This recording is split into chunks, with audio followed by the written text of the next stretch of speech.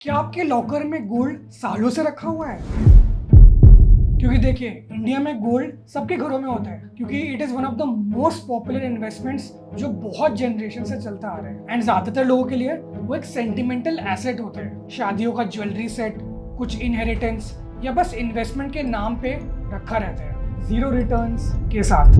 पर क्या आपको पता है कि इसी आइडियल गोल्ड से आप इंटरेस्ट कमा सकते हो? You can do this with the help of government's gold monetisation scheme, जिसका मेन पर्पज ही यही है कि जिन लोगों के पास आइडियल गोल्ड रखा हुआ है वो गोल्ड इकोनॉमिक ग्रोथ में लगे और उससे जो गोल्ड ओनर है उसे भी फायदा हो। तो इस स्कीम में बेसिकली आप अपना फिजिकल गोल्ड बैंक में डिपॉजिट करते हो, फिर बैंक उसे यूज करता है कॉइन्स बनाने में, ज्वेलरी मैन्युफैक्चरर्स को देने में और दूसरी फाइनेंशियल यूजेस के लिए, और आपको मिलता है उस पे एनुअल इंटरेस्ट। इसे डिपॉजिट करने के लिए आपको मिनिमम 10 to 30 ग्राम का गोल्ड चाहिए। It could be bars, coins या आपकी ज्वेलरी भी। पर सजेशन तो ये रहता है कि ज्वेलरीज ना दे तो बेहतर है, क्योंकि जो भी गोल्ड आप डिपॉजिट करोगे वो मेल्ट होता है। और ये स्कीम सिर्फ इंडिविजुअल्स के लिए ही नहीं है। अगर आप एक HUF हो, ट्रस्ट हो या इवन कंपनी हो, तब भी आप इसमें पार्टिसिपेट कर सकते हो। तो इसका प्रोसेस बहुत सिंपल है। आप किसी ऑथराइज्ड बैंक या collection and purity testing centre जाओगे, वहाँ अपने गोल्ड का प्योरिटी चेक करवाओगे,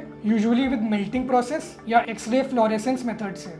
उसके बाद आपको एक सर्टिफिकेट इशू कर दिया जाता है जो आप बैंक में सबमिट करोगे। उसके बाद आपका गोल्ड स्कीम में इन्वेस्ट हो जाता है। ये स्कीम ज्वेलरी का जो डिज़ाइन होता है उसे रिकग्नाइज नहीं करती, सिर्फ वेट और प्योरिटी काउंट होता है। इसका मतलब अगर आपने डिज़ाइनर या एंटीक ज्वेलरी डिपॉजिट करी है तो उसका असली रूप दोबारा नहीं मिलेगा, मेकिंग चार्जेस भी कम्प्लीटली लूज हो जाते हैं और ये एक बड़ा फाइनेंशियल ड्रॉबैक हो सकता है। तो अब बात करते हैं स्कीम के टेन्योर पे। तो पहले आप इस स्कीम में 3 तरह के टेन्योर चूज कर सकते थे, पर अभी रिसेंटली RBI ने इसमें एक अपडेट डाला है जिसकी वजह से आपको सिर्फ शॉर्ट टर्म ऑप्शन मिलता है, और उसमें भी आपका बैंक ही डिसाइड करता है कि आपको कितना इंटरेस्ट मिलेगा।